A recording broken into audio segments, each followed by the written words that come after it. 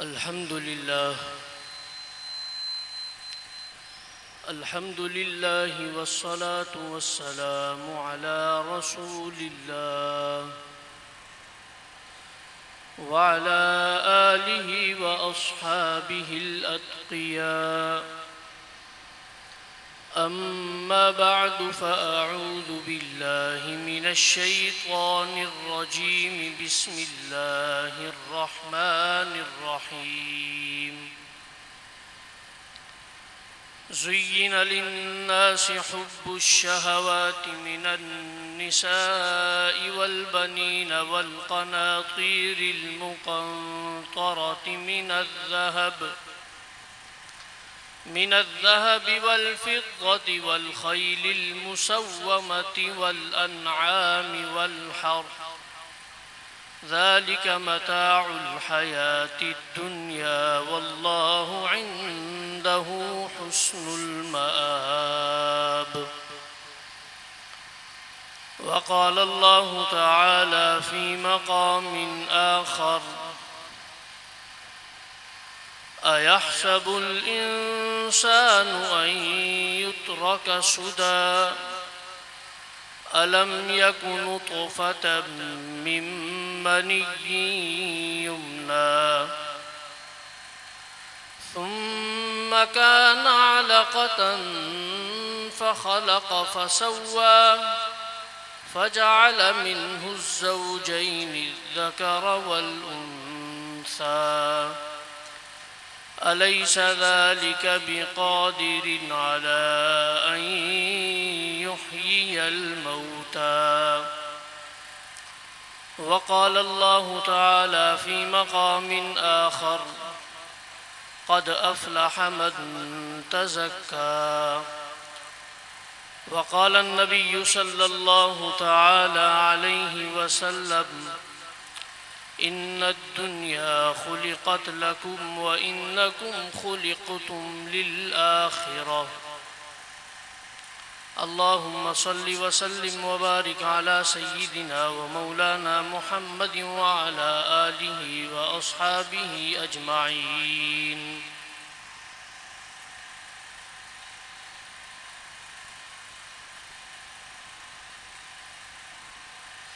نہ الفاظ حمد و ثنا جانتا ہوں، نہ الفاظ حمد و ثنا جانتا ہوں، نہ دلچسپ طرز ادا جانتا ہوں. حقیقت یہی ہے میری اس کو اپنا خدا جانتا ہوں، خدا مانتا ہوں.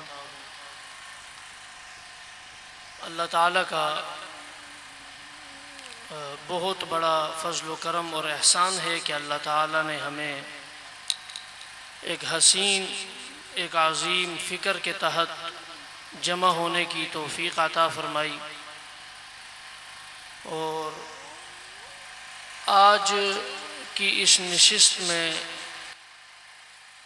میری خواہش یہ تھی کہ یہ نشست کوئی ایک رسمی نشست نہ ہو، بلکہ رسمی سے مراد یہ ہے کہ خانہ پوری کی حد تک ایسا نہ ہو کہ میں اپنی بات کہوں، آپ سنیں اور اس کے بعد پروگرام ختم ہو جائے. میری خواہش یہ تھی کہ اس نشست میں کچھ سیکھا بھی جائے، اپنا محاسبہ بھی کیا جائے کہ ایمانی لحاظ سے، فکری لحاظ سے ہم کس مقام اور مرتبے پر ہیں. زندگی کی اس دوڑ میں ہماری دوڑ کی سمت کس قدر صحیح ہے، ہمارا راستہ کس قدر صحیح ہے، کیا یہ راستہ منزل کو جاتا بھی ہے یا نہیں، اس پر ہم ذرا غور و فکر کر لیں. رسول اللہ صلی اللہ علیہ وسلم جیسی عظیم الشان شخصیت اگر ان کی زندگی پر اور ان کا جو مکمل دور نبوت ہے، 13 سالہ تبلیغ اسلام کا دور، جس میں مختلف مصائب و مسائل، مشکلات اور پریشانیوں کو رسول اللہ صلی اللہ علیہ وسلم نے خاموشی سے برداشت کیا، اپنی جان پر اس کو سہ گئے۔ بڑے بڑے مسائل اور مصائب رسول اللہ صلی اللہ علیہ وسلم کے سامنے آتے رہے، مگر سرکار دو عالم صلی اللہ علیہ وسلم عظیم الشان استقامت کے ساتھ انسانیت کی فلاح اور بھلائی کی خواہش لیے اپنے مقصد میں آگے سے آگے بڑھتے گئے۔ اس کے بعد 10 سالہ اعلانیہ طور پر دعوت نبوت اور دعوت اسلام کا دور، جس میں قریب 27 غزوات رسول اللہ صلی اللہ علیہ وسلم نے لڑے، اور ان غزوات کے دوران بہت سارے اپنے قیمتی اور قریبی ساتھیوں کی شہادت کا صدمہ بھی برداشت کیا۔ اسی دوران بڑے بڑے مسائل اور مصائب آپ کی راہ میں آتے رہے، فقر و فاقہ، تنگ دستی و غربت، دیگر مسائل اور مصائب۔ ان تمام تر مسائل کے اندر محنت کرنے کا جو رسول اللہ صلی اللہ علیہ وسلم کا مقصد تھا، اسے سمجھنے کی بہت بڑی ضرورت ہے۔ اگر آپ رسول اللہ صلی اللہ علیہ وسلم کی سیرت طیبہ کا مطالعہ کریں گے تو آپ کو یہ بات بآسانی سمجھ آئے گی کہ رسول اللہ صلی اللہ علیہ وسلم کی اس تمام تر جد و جہد کا مقصد وہ ایک امت کی تشکیل تھی، ایک جماعت کی تشکیل، ایک جماعت کی تیاری۔ کیسی جماعت؟ جو واقعتاً خیر امتن ہو، واقعتاً وہ اس لائق ہو کہ اسے خیر امت کہا جا سکے۔ ایسی جماعت جو لا یخافون لومۃ لائم، کسی ملامت کرنے والے کی ملامت کی پرواہ نہ کرے، بلندی فکر کے اندر، اپنے نظریے اور سوچ کے اندر ایک بلند مرتبہ رکھنے والی جماعت ہو۔ اشداء علی الکفار، کفار کے معاملے میں شدت سختی سے پیش آنے والی ہو، خواہ وہ مقابلے میں اپنا سگا بھائی ہو، سگا بیٹا ہو، کوئی بھی ہو، لیکن اگر دین مشترک نہیں ہے تو وہ تعلق نہ جم سکے ان کا۔ ایسی جماعت کی تشکیل، رحماء بینہم، آپس میں ایک دوسرے پر مہربان ہوں، مشفق ہوں۔ اس سب کے بعد اگر آپ صحابہ اکرام کی سیرت کو دیکھیں گے، ان کی تاریخ، ان کی شخصیات کو دیکھیں گے، تو آپ کو سمجھ آئے گی کہ رسول اللہ صلی اللہ علیہ وسلم اپنی محنت میں، اپنی جد و جہد میں مکمل طور پر کامیاب رہے، اور انہوں نے واقعتاً ایک ایسی جماعت تیار کی جس جماعت کے متعلق مسلم تو مسلم، غیر مسلم دانشوروں نے، مفکرین نے اس بات کا برملا اقرار کیا کہ واقعتاً رسول اللہ صلی اللہ علیہ وسلم کی جماعت کا ایک ایک فرد وہ اتنا قیمتی اور اتنا مضبوط تھا کہ وہ اکیلا ہی اسلام کی دعوت اور اشاعت و ترویج کے لیے، اس کی شخصیت ہی مکمل طور پر ایک دعوت تھی۔ خلفائے راشدہ کا دور آج تک اسے مغربی دنیا رشک کی نگاہوں سے دیکھتی ہے، قابل تقلید سمجھتی ہے، لیکن مسئلہ یہ ہوا کہ گردش ایام کے ساتھ ساتھ، وقت کے گزرنے کے ساتھ ساتھ،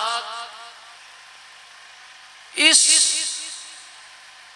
خیر الامت کے ابتدائی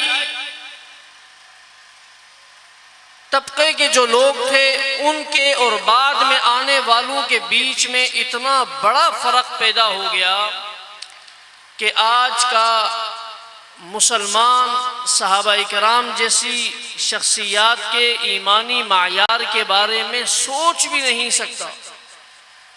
بہت دوری پیدا ہو گئی، بہت زیادہ.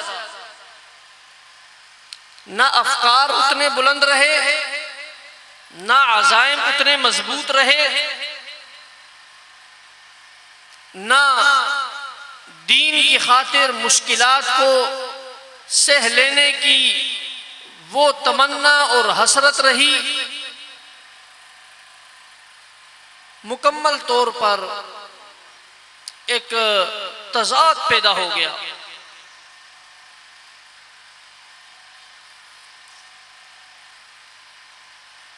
اور یہ تضاد کیوں پیدا ہوا؟ جن بیماریوں کے سبب سے اس امت کے آج والے طبقے میں جو خرابیاں پیدا ہوئی، وہ جس بیماری اور جس سبب سے پیدا ہوئی ہیں اس کی طرف رسول اللہ صلی اللہ علیہ وسلم نے ابتدا ہی میں اشارہ کر دیا تھا کہ اگر تمہارے اندر یہ چیزیں پیدا ہو گئیں تو یہ فساد تمہارے اندر پیدا ہو جائیں گے.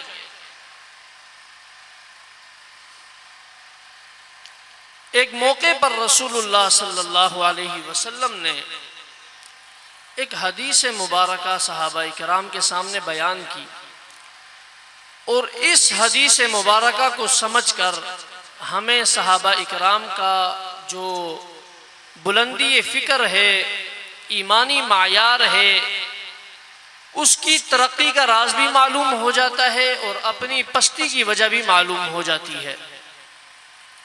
رسول اللہ صلی اللہ علیہ وسلم نے فرمایا کہ آخری دور میں تم پر باطل قوتیں ایسے ٹوٹ پڑیں گی جیسے بھوکے دسترخوان پر ٹوٹ پڑتے ہیں. تو صحابہ اکرام نے عرض کی، یا رسول اللہ اس وقت ہم تعداد میں کم ہوں گے کیا؟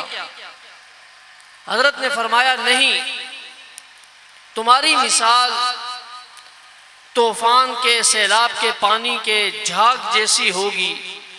اس وقت اللہ تمہارے دلوں میں ایک بیماری پیدا کر دے گا جسے وہن کہتے ہیں.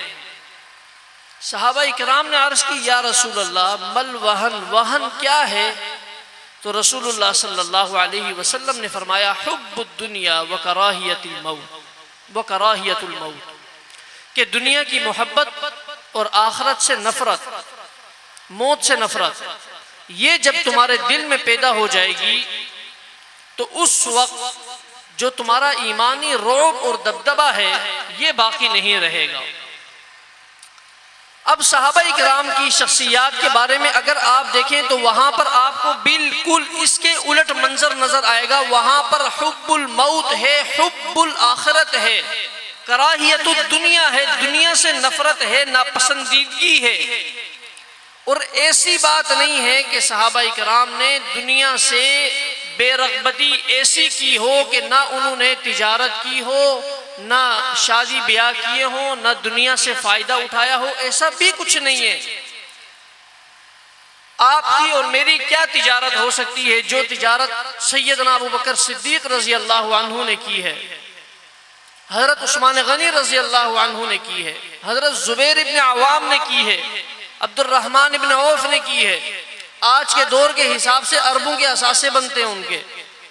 ایک شاندار تجارت کی ہے، اور تجارت بھی ایسی تجارت کہ تجارت کے اندر ان کے لین دین میں ان کی ایمانداری، خود لوگوں کے لیے دین کی ایک دعوت ہوتی تھی. لوگ ان کے کردار اور لین دین کے اندر ان کی ایمانداری سے متاثر ہو کر ایمان لایا کرتے تھے.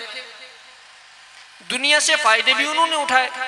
عبداللہ ابن رواحہ رضی اللہ عنہ بڑے مشہور صحابی ہیں. اللہ تعالیٰ نے شاندار جوانی، حسن و جمال عطا کیا تھا، وافر مقدار میں مال و دولت بھی عطا کیا تھا، غلاموں اور باندیوں کی ایک تعداد تھی. ایک موقع پر جنگ کے دوران رسول اللہ صلی اللہ علیہ وسلم نے لشکر روانہ کیا تو حضرت زید ابن حارثہ کو ان پر امیر بنایا اور ساتھ فرمایا کہ زید ابن حارثہ اگر شہید ہو جائیں تو جعفر طیار آپ کے امیر ہوں گے، اگر جعفر طیار شہید ہو جائیں تو عبداللہ ابن رواحہ آپ کے امیر ہوں گے. اور عبداللہ ابن رواحہ اگر شہید ہو جائیں تو آپ جسے آپس میں مشورے سے امیر چن لیں وہی آپ کا امیر ہوگا۔ چنانچہ جنگ کے دوران حضرت زید ابن حارثہ شہید ہوئے، جعفر طیار شہید ہوئے، عبداللہ ابن رواحہ نے کمان سنبھالی تو انسانی طبیعت کے پیش نظر عبداللہ ابن رواحہ کے ذہن میں ایک خیال آیا اپنی جمع پونجی کے متعلق کہ میرے پاس اتنے غلام ہیں، اتنی باندیاں ہیں، اتنی بیویاں ہیں، اتنا مال و دولت ہے، جوانی ہے۔ ایک خیال آیا تو عبداللہ ابن رواحہ نے اپنے آپ کو مخاطب کر کے کہا کہ اے عبداللہ تمہیں کس چیز کا خیال ہے؟ مال و دولت کا؟ میں نے سب مال و دولت صدقہ کر دیا، اور شریعت کا اصول ہے کہ غلام کو اگر آزاد کر دیا جائے تو اس کے اوپر آقا کی ملکیت اسی وقت ختم ہو جاتی ہے۔ اسی طرح طلاق کا مسئلہ ہے، اسی وقت انسان سے اس کی بیگم علیحدہ ہو جاتی ہیں۔ تو عبداللہ ابن رواحہ نے کہا کس کا خیال ہے؟ بیویوں کا؟ میں سب بیویوں کو طلاق دیتا ہوں۔ غلاموں اور باندیوں کا؟ میں سب کو آزاد کرتا ہوں۔ مال و دولت کا؟ میں سب کو صدقہ کرتا ہوں۔ یہ جملے کہہ کر عبداللہ ابن رواحہ بالکل مال و دولت کے لحاظ سے خالی ہو گئے اور میدان جہاد میں کود پڑے، اور کچھ دیر کے بعد شہید ہو گئے۔ وجہ یہ تھی کہ وہ دنیا گزارتے تھے، لیکن اس سوچ کے پیش نظر گزارتے تھے کہ یہ دنیا آخرت کی طرف ایک سفر ہے، اور دنیا کی زندگی اس سفر کے لیے تیاری کا ایک موقع ہے، اور وہ واقعتاً اپنی سانسوں کو، اپنی زندگی کو اس تیاری میں لگاتے تھے۔ اس وجہ سے جب ان کو کسی وقت قربانی دینے کی ضرورت پڑتی تھی تو دنیا کی عیش و عشرت، آسانیاں، گھر بار، اولاد ان کی راہ میں رکاوٹ نہیں بنتی تھی۔ اب عمومی طور پر جو ہمارا مزاج ہے، ہم میں سے اکثریت ایسی ہوگی کہ ہم جو فرض نمازیں پڑھتے ہیں تو عشاء کے اندر، ظہر کے اندر، مغرب کے اندر اضافی 2 نفل بھی ہیں، 4 نفل بھی ہیں یا سنتیں ہیں، تو ہم نماز سے پہلے اس بات کو سوچ لیتے ہیں کہ اس کو نہ پڑھنے سے کوئی پکڑ ہمارے اوپر نہیں ہے تو رہنے دیتے ہیں۔ یعنی جہاں ہمیں شریعت کی طرف سے ذرا نرمی اور رخصت ملتی ہے ہم اس کو قبول کرتے ہیں، بنسبت اس چیز کو ہم نہیں دیکھتے کہ اگر اس کا اہتمام کر لیں تو اس کا اخروی فائدہ کتنا ہوگا۔ میں آپ کو ایک واقعہ سناتا ہوں، اور وہ تاریخ انسانی کا ایک ایسا شاہکار ہے کہ شاید اس کائنات کے بننے کے بعد سے لے کر آج تک کسی بھی قوم و مذہب کے پاس، کسی بھی دور کے لوگوں کے پاس یقیناً اس کی مثال نہیں ہوگی۔ حضرت عبداللہ ابن ام مکتوم رضی اللہ عنہ ایک صحابی ہیں، مؤذن رسول ہیں، یہ نابینا تھے، اور نابینا کو ظاہر ہے کہ اللہ تعالیٰ نے میدان جہاد میں جہاد کا مکلف نہیں بنایا، رخصت تھی۔ عبداللہ ابن ام مکتوم بارہا رسول اللہ صلی اللہ علیہ وسلم کی خدمت میں گئے کہ میں جہاد میں جانا چاہتا ہوں، مگر رسول اللہ صلی اللہ علیہ وسلم نے ان سے فرمایا کہ آپ نابینا ہیں، اللہ نے آپ کو رخصت دے رکھی ہے۔ رسول اللہ صلی اللہ علیہ وسلم کے دور میں وہ شریک نہ ہو سکے، دور صدیقی میں بھی شریک نہ ہو سکے، دور فاروقی کے اندر حضرت عبداللہ ابن ام مکتوم ایک جنگ کے اندر میں جنگی لباس پہن کر میدان جہاد میں پہنچ گئے۔ قادسیہ کے مقام پر مسلمانوں اور فارس کی فوجوں کا آمنا سامنا ہو رہا تھا، تو عبداللہ ابن ام مکتوم نے جہاد کا لباس پہنا، زرہ پہنی، سر پر خود رکھی اور میدان جہاد میں پہنچ گئے۔ اور عبداللہ ابن ام مکتوم نے جو بات کہی، اس سے اندازہ ہوتا ہے کہ ان شخصیات کی سوچ اور فکر کتنی بلند تھی۔ دنیاوی حیثیت اور زندگی کا کوئی ان کے ہاں مقام اور مرتبہ نہیں تھا، دل میں اس کی محبت نہیں تھی۔ عبداللہ ابن ام مکتوم نے امیر لشکر سے کہا کہ اپنے لشکر کا جو جھنڈا ہے وہ مجھے دے دو، میں نابینا ہوں، اور اگر جنگ کے اندر مشکل مرحلہ آیا تو میں میدان جنگ سے بھاگ نہیں سکتا، کہ میں مر جاؤں گا لیکن میدان جنگ سے میں بھاگ نہیں سکتا۔ چنانچہ امیر لشکر نے وہ جھنڈا عبداللہ ابن ام مکتوم کو دے دیا، اور عبداللہ ابن ام مکتوم اس جھنڈے کو لے کر میدان جہاد میں پھر ایسے کھڑے ہوئے کہ موت و حیات کی ہوائیں چلتی رہی، خاک و خون کا تماشا برپا رہا، جوان زخمی ہوتے رہے، دونوں اطراف کے لوگ زندگی سے موت کی طرف جاتے رہے، لیکن محمد کا یہ صحابی جس جگہ جنگ کی ابتدا میں کھڑا تھا جنگ کے آخر تک کھڑا رہا، اور جنگ کے آخر میں جب شہداء کی تلاش شروع کی گئی تو عبداللہ ابن ام مکتوم شہداء کے اندر نظر آئے۔ ایک صحابی نے اس وقت کہا کہ آج زندوں سے زیادہ قربانی تو نابینے دے گئے ہیں، دیکھنے والوں سے زیادہ قربانی تو نابینے دے گئے ہیں۔ رخصت تھی، شریعت نے اجازت دے رکھی تھی آپ جہاد نہ کریں، مگر ابن ام مکتوم کی تڑپ دیکھیں، اس کی سوچ اور فکر دیکھیں۔ وہ شاعر کہتا ہے کہ چال الٹی ہی چلتے ہیں دیوان گان عشق، آنکھوں کو بند کرتے ہیں دیدار کے لیے۔ شہادت سے مقصد اور مطلب کیا ہوتا ہے کہ اللہ تعالیٰ کا دیدار نصیب ہوگا۔ پیران پیر سید عبد القادر جیلانی رحمۃ اللہ تعالی علیہ نے اپنے ایک مکتوب میں کسی مرید کو نصیحت کی، تو یہ جو حدیث میں نے خطبے کے اندر پڑھی ان الدنیا خلقت لکم، اس کی تشریح کرتے ہوئے شیخ عبد القادر جیلانی رحمۃ اللہ تعالی علیہ لکھتے ہیں کہ اے انسان، یہ تیرا حق بنتا ہے کہ دنیا تیرے دروازے پر ایک لونڈی کی طرح کھڑی رہے، اور تو اس سے جتنا کام لینا چاہے اس سے کام لیتا رہے، جو خدمت لینا چاہے وہ خدمت لیتا رہے۔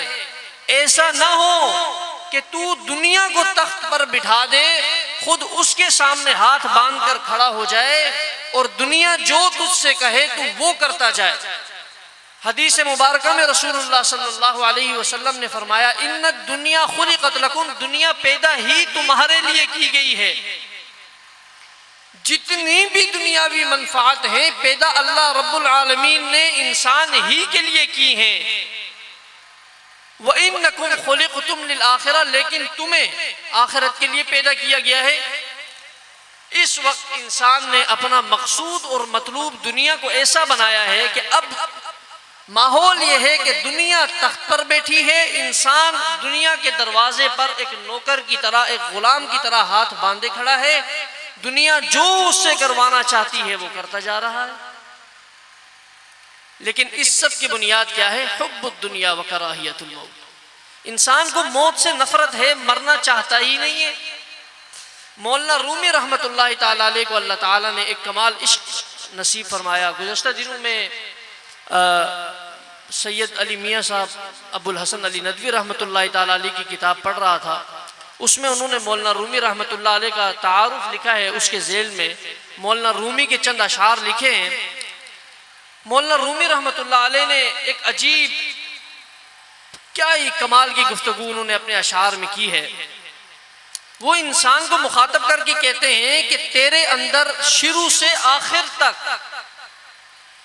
تغیر اور تبدل کا سلسلہ جاری رہا ہے۔ پہلے تو ایک قطرے کی شکل میں تھا، پھر گوشت کے لوتھڑے کی شکل میں آیا، پھر اس میں ہڈیاں پیدا ہوئی، مطلب تیری شخصیت ہمیشہ بدلتی رہی ہے، بدلتی رہی ہے۔ اب جب تو اس شکل میں آیا ہے، انسانی شکل میں دنیا میں آیا ہے، تو یہ تیرے ہمیشہ رہنے کی جگہ نہیں ہے، بلکہ یہاں سے پھر تو نے مٹی ہونا ہے، اور وہ مٹی ہونا دراصل تیرے ترقی کی طرف تجھے لے جانے کے لیے ہے، کہ اس مٹی ہونے کے بعد اللہ تعالیٰ اگر کسی کو اعمال صالحہ کے صدقے میں اور اپنی رحمت کے صدقے میں اسے آخرت کی نعمتیں عطا کر دیں تو اصل انسانی ترقی وہ ہے۔ تو مولانا رومی رحمت اللہ علیہ فرماتے ہیں کہ تو اس راستے میں کیوں رہنا چاہتا ہے، یہاں کیوں ٹھہرنا چاہتا ہے؟ اگر شروع سے ایسا ہوتا کہ تو کسی ایک حالت میں رہ جاتا تو کیا تو یہاں تک پہنچتا؟ یعنی اگر تو ساری زندگی ایک قطرے کی شکل میں رہتا تو آج جو ترقی تجھے نصیب ہوئی ہے یہ ہو سکتی تھی؟ ہمیشہ اگر ایک گوشت کے لوتھڑے کی شکل میں رہتا تو آج جو نعمتیں تجھے حاصل ہیں وہ ہو سکتی تھی؟ تو مرنے سے کیوں گھبراتا ہے؟ مرنے کا شوق پیدا کر، مرنے کی تیاری کر، کہ موت تو تیری ترقی کا ذریعہ ہے، تاکہ مرنے کے بعد جو تیرا اصل مقام ہے وہاں تک تو پہنچ سکے، اللہ تعالیٰ تجھے وہاں تک پہنچائے۔ تو اس وقت ہمیں ضرورت ہے کہ ہم اپنی حیثیت کو پہچانیں، اپنا محاسبہ کریں کہ ہم کس سمت میں جا رہے ہیں۔ ہمارے پاس ہر انسان کی زندگی کی فکریں ہوتی ہیں، سوچیں ہوتی ہیں، خواہشات ہوتی ہیں، ارادے ہوتے ہیں۔ نوجوان یہ خواہش رکھتا ہے کہ میرا کیریئر اچھا ہو، میری زندگی اچھی بنے، کسی اچھی پوسٹ پر ہوں یا کسی اچھی تجارت کا مالک بنوں، لیکن وہ مستقبل انسان کو دیکھنا نصیب ہوگا یا نہیں اس کی کوئی گارنٹی نہیں ہے۔ ہمارے ایک عزیز ہیں، انہوں نے بہت ہمارے بڑے قریبی رشتہ دار ہیں، انہوں نے بڑی محنت کے ساتھ، بڑے دل کے ساتھ ایک بڑا شاندار مکان تعمیر کروایا، اور غالباً 2.5-3 مہینے کے بعد ان کا انتقال ہو گیا روڈ ایکسیڈنٹ میں۔ روڈ ایکسیڈنٹ سے وہ جناح اسپتال گئے اور جناح اسپتال سے ڈائریکٹ ان کو ایئرپورٹ لے گئے، ایئرپورٹ سے گاؤں۔ جس مکان کو انہوں نے اتنی محنت سے بنایا تھا، روح نکلتے ہی گھر والوں نے انہیں وہاں سے اٹھا کر، اسپتال سے اٹھا کر گھر بھی نہیں لایا، لا کے بھی کیا کرتے؟ تو دنیاوی جن چیزوں کے حصول کے لیے انسان اللہ رب العالمین سے اپنا تعلق خراب کرتا ہے، بگاڑ پیدا کرتا ہے، کیا پتہ ہے کہ وہ وقت دیکھنا نصیب میں ہے بھی یا نہیں؟ لیکن موت برحق ہے، ہر آدمی مانتا ہے، قبر برحق ہے، حشر، دخول جنت اور میزان پر حاضری برحق ہے، اس کی انسان کے پاس کوئی تیاری نہیں ہے۔ جس چیز کا یقین نہیں ہے کہ دیکھنا نصیب ہوگا یا نہیں، فائدہ سمیٹنا ملے گا یا نہیں، اس کے لیے تمام تر محنتیں ہیں، تمام تر فکریں ہیں، لیکن جو چیز یقینی ہے اس کے لیے انسان کی کوئی تیاری نہیں ہے۔ تو اس کے لیے آج کا ہمارا یہاں بیٹھنا اسی مقصد کے تحت ہے۔ جو حضرات تشریف لا رہے ہیں ان کے آنے کا یہی مقصد ہے کہ ہمیں آخرت کی فکر ہمارے اندر پیدا ہو، ہمیں آخرت کی طرف تیاری کرنے کا موقع نصیب ہو۔ اللہ تعالی ہمیں وہ زندگی نصیب فرمائے جو اللہ تعالیٰ کے رضا کے حصول کا سبب بنے، اور وہ خاتمہ نصیب فرمائے جس خاتمے سے اللہ رب العالمین خوش ہوں، اور وہ خاتمہ واقعتاً آگے ہماری ترقی کا ذریعہ بنے۔ کہا سنا اللہ تعالیٰ اپنی بارگاہ میں قبول فرمائے۔